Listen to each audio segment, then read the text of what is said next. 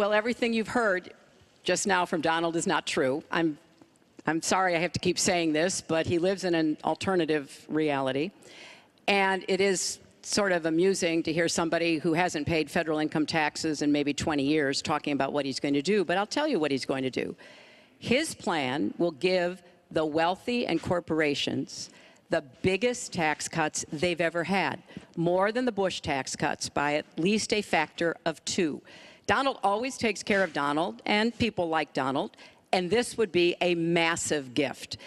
And indeed, the way that he talks about his tax cuts would end up raising taxes on middle-class families, millions of middle-class families.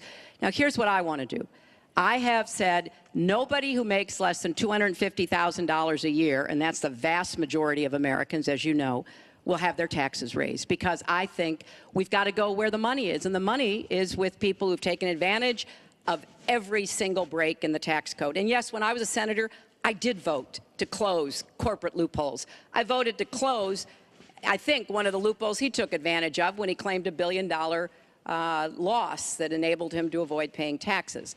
I want to have a tax on people who are making $1 million. It's called the Buffett rule. Yes, Warren Buffett is the one who's gone out and said somebody like him should not be paying a lower tax rate than his secretary.